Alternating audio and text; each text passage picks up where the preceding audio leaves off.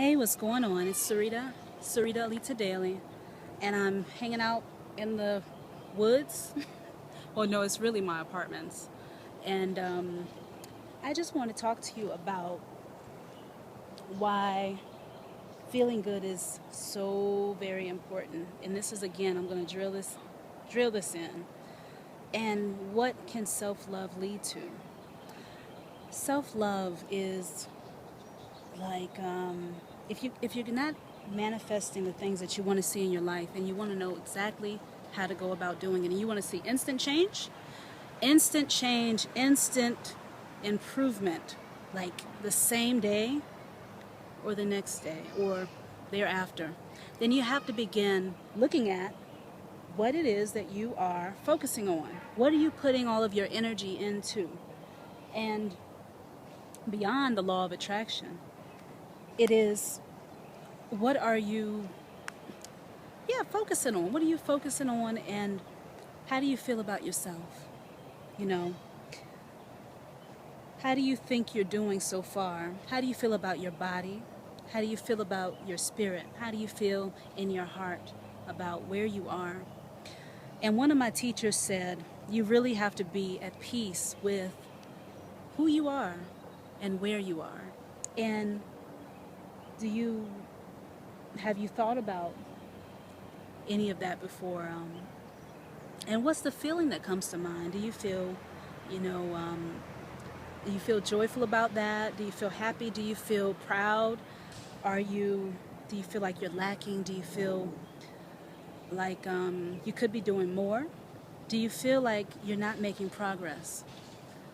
So the first step in creating more, especially self-love, is to begin to appreciate yourself, to appreciate who you are, who you've become, and be at peace with your body. Be at peace with the rolls and the dimples and the skin. I mean, your skin, your eyes, your nose, your hair. Be at peace with that. And some of you have to really stop trying to get this perfection thing. You have to really let that go, because you are perfect already. You're already perfect within, which is where it really matters most. And maybe you should work on your character some, and maybe you feel like your character's not up to par with where you want to be. Well, everything requires work, and everyone that is successful in the world has had to work on themselves. And working on themselves is a personal thing. So working on yourself is something that's personal and private for you. And only you can determine where you want to be.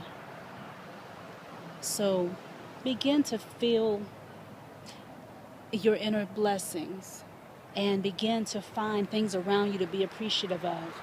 And I've done a video on coming outside. If you're into nature like I am, and touching the leaves and touching the trees, touching the ground, taking your shoes off and walking on the ground in certain areas, if you want to do that. Go to the beach, go to the park, smile more. And when you begin to feel that warmth and that, like bubbling over joy, tears in your eyes for no apparent reason, then you'll see things begin to come to you. And it doesn't matter. Nobody will have anything to say about anything that you're doing. And if they do, it'll bounce right off you. You'll never even notice it, because you're up here. You feel so wonderful.